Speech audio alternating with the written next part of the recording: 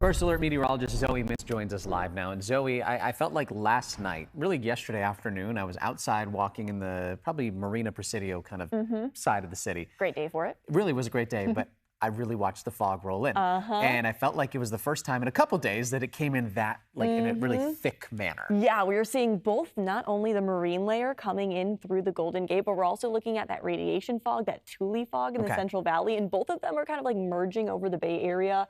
And we're looking at widespread fog this morning. So yeah, that's definitely the biggest issue, but I think it's kind of fun to know that there's two different reasons for the fog. Again, Central Valley radiation fog, it's calm, it's clear, it's quiet, there's a good amount of moisture on the ground.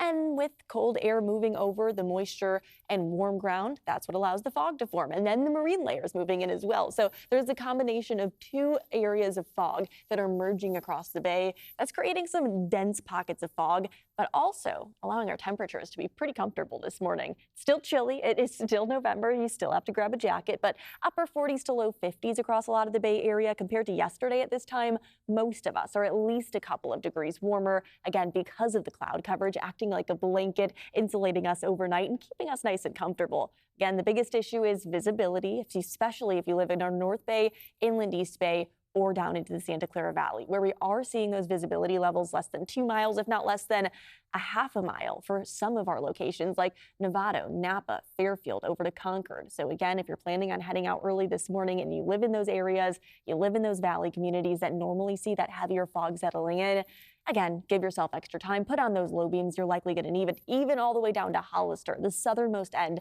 of the Santa Clara Valley. You are seeing that thicker fog. The fog isn't going to last for long, though. Likely by about 10, 11, the thickest of it will begin to lift, and there should be a lot of sunshine out there this afternoon. However, I do want everyone to be aware that there is going to be a little bit of cloud coverage moving overhead, as there's actually a storm system that's impacting the Pacific Northwest that's going to bring a line of clouds, not rain, but clouds across the state of California. This is technically a cold front, and it technically is going to keep our temperatures a couple of degrees cooler this afternoon compared to yesterday, but it's not going to be cold by any means. You should still get outside and enjoy a really lovely afternoon of weather. Those high temperatures just north and inland East Bay, where we are expecting the thicker fog to stick around and then the higher clouds to move in. Those high temperatures sitting in the upper 50s to low 60s compared to mid to upper 60s like what we saw yesterday. So a few degrees cooler, but overall you probably won't even notice it. Grab a jacket, grab the sunglasses as well. Tomorrow afternoon, look at that pocket of fog that's going to stick around in our inland communities,